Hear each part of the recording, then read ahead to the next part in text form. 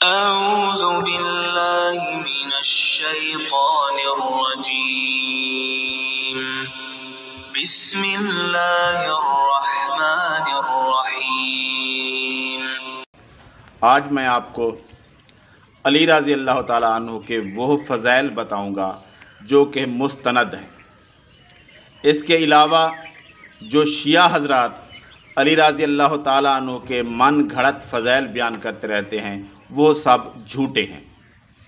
علی رضی اللہ تعالیٰ عنہ کے یہی فضائل ہیں جو میں بیان کر رہا ہوں، یہی صحیح ہیں۔ اس کے علاوہ سارے فضائل جو شیعہ حضرات بیان کرتے ہیں وہ جھوٹے ہیں۔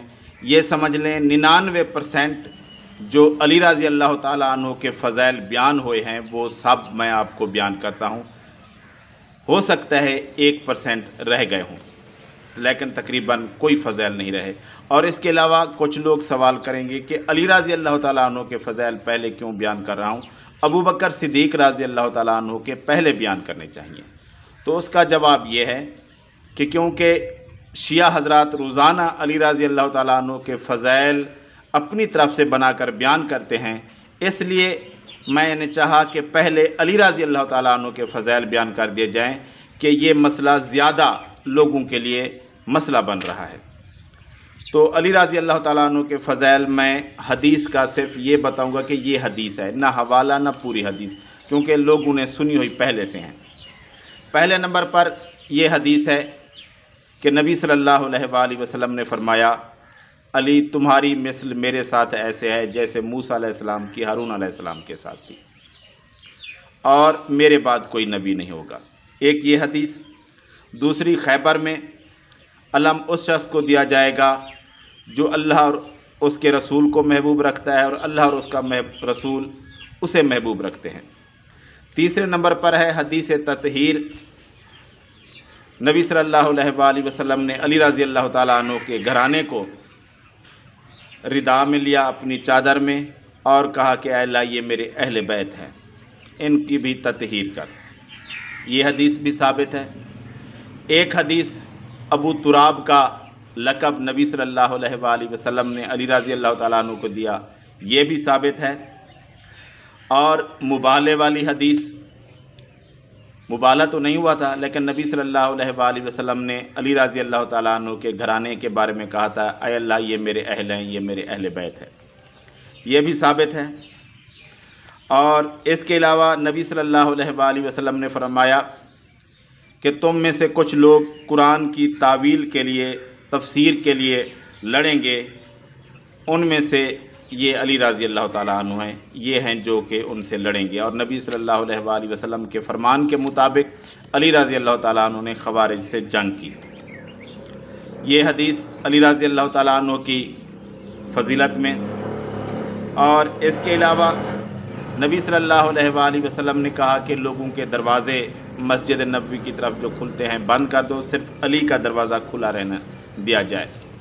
اور اس کے بعد آخری دور میں نبی صلی اللہ علیہ وآلہ وسلم نے ابو بکر رضی اللہ تعالیٰ عنہ کے لیے یہ بات کی تھی، لیکن پہلے یہ بات ہے علی رضی اللہ تعالیٰ عنہ والی۔ اور بریدہ رضی اللہ تعالیٰ عنہ سے نبی صلی اللہ علیہ وآلہ وسلم نے فرمایا تھا کہ علی سے بغض نہ رکھو۔ اور ایک حدیث ہے، انت منی و انا منکا، تم مجھ سے اور میں تجھ سے ہوں، یا تم میرے ہو اور میں تمہارا ہوں۔ یہ حدیثیں ثابت ہیں۔ اور اس کے علاوہ حدیث ثقلین اہل بیت کے بارے میں، اور ان میں علی رضی اللہ تعالیٰ عنہ بھی شامل ہیں۔ اور کیونکہ یہ واقعہ علی رضی اللہ تعالیٰ عنہ کی نسبت کی وجہ سے ہوا تھا، بریدہ رضی اللہ تعالیٰ عنہ والی حدیث کی وجہ سے سمجھ لیں، اور اس کے بعد حدیث ثقلین یہ اسی واقعے کی وجہ سے ہے، تو یہ بھی ثابت ہے۔ اور اس کے الفاظ جو بڑھاتے رہتے ہیں وہ الگ بات ہے۔ اور ایک حدیث من کنت مولا فہذا علی مولا، یہ حدیث بھی صحیح ہے، لیکن اس پر کچھ محدثین کا اعتراض تھا، بہرحال امام بخاری اور ابو بکر ابن العربی وغیرہ کا۔ اور اس کے علاوہ ایک حدیث، اے علی تم سے مومن محبت رکھے گا اور منافق نفرت کرے گا، یہ حدیث بھی ہے۔ اگر یہ حدیث بیان کی جائے علی رضی اللہ تعالیٰ عنہ کی فضیلت میں تو یہ ثابت ہے، لیکن اگر کچھ لوگ چاہیں کہ اس کی وجہ سے صحابہ پر تبرہ کیا جائے، الزام لگایا جائے ان کے اسلام پر، تو میں کہتا ہوں کہ اس کے اندر پھر ایک علت بھی ہے۔ اس کا ایک راوی ہے عدی بن ثابت، وہ شیعہ راوی ہے اور شیعہ مسجد کا امام تھا۔ اس حدیث کے اندر یہ علت ہے، اور یہ میں نہیں بیان کر رہا، یہ پہلے سے محدثین بیان کر رہے ہیں، یہ میری طرف سے بات نہیں ہے۔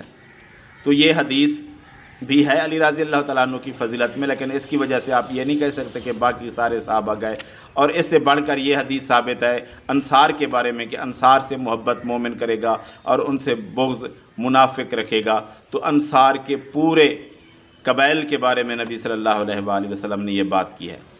تو علی رضی اللہ تعالیٰ عنہ کے بارے میں یہ حدیث بھی ہے، اور اس کے علاوہ ایک وہ روایت بھی علی رضی اللہ تعالیٰ عنہ کی فضیلت میں گن سکتے ہیں، جب نبی صلی اللہ علیہ وآلہ وسلم نے ابو بکر رضی اللہ تعالیٰ عنہ کو حج کا امام بنا کر بھیجا، اور پیچھے نبی صلی اللہ علیہ وآلہ وسلم نے علی رضی اللہ تعالیٰ عنہ کو بھیجا کہ لوگوں سے معاہدہ جو پہلے ہوا تھا وہ ختم کر دو، کیونکہ معاہدہ توڑنا یا میں خود جاؤں اس کے لیے یا میرے کوئی خاندان اہل بیت کا فرض جائے۔ اور کیونکہ مشرکین کا اس وقت عرب کا یہ دستور تھا کہ جو شخص معاہدہ کرتا ہے یا وہ خود آ کر اعلان کرتا ہے توڑنے کا، یا پھر اس کے خاندان کا اہل بیت کا کوئی فرد ہوتا ہے۔ اس لیے ابو بکر رضی اللہ تعالیٰ عنہ رواج کے مطابق یہ اعلان نہیں کر سکتے تھے، اس لیے علی رضی اللہ تعالیٰ عنہ کو نبی صلی اللہ علیہ وآلہ وسلم نے اس اعلان کے لیے بھیجا۔ یہ بھی علی رضی اللہ تعالیٰ عنہ کی فضیلت میں گنی جا سکتی ہے۔ تو یہی احادیث ہیں جو کہ ثابت ہیں علی رضی اللہ تعالیٰ عنہ کی فضیلت کے بارے میں، اور تقریباً صرف یہی احادیث ہی ہیں، لیکن ہو سکتا ہے کوئی ایک حدیث رہ گئی ہو ذخیرہ احادیث میں جسے لوگ سمجھ سکتے ہیں کہ یہ علی رضی اللہ تعالیٰ عنہ کی فضیلت کے بارے میں ہے، اور باقی رہ گئے علی رضی اللہ تعالیٰ عنہ کے کارنامے، وہ الگ بات ہے۔ کارنامے الگ بات ہے، انہی کارناموں کی وجہ سے تو یہ فضائل ہیں علی رضی اللہ تعالیٰ عنہ کے، کہ یہ جو ساری باتیں نبی صلی اللہ علیہ وآلہ وسلم نے علی رضی اللہ تعالیٰ عنہ کے بارے میں کہیں یا ان کو کوئی رتبہ دیا، تو یہ انہی کارناموں کی وجہ سے فضائل ہیں۔ تو کارنامے الگ چیزیں ہیں علی رضی اللہ تعالیٰ عنہ کے، اور یہ جو نبی صلی اللہ علیہ وآلہ وسلم کے ان کی فضیلت کے بارے میں فرمان ہیں، یہ ایک الگ بات ہے۔ تو ان کے علاوہ جو شیعہ حضرات آپ کو سناتے رہتے ہیں علی رضی اللہ تعالیٰ عنہ کے فضائل کے بارے میں روایات گھڑ گھڑ کر، وہ ساری کی ساری من گھڑت ہیں۔ یہ احادیث آپ یاد کر لیں، صرف یہی صحیح احادیث ہیں جو کہ علی رضی اللہ تعالیٰ عنہ کی فضیلت کے بارے میں بیان ہوئی ہیں۔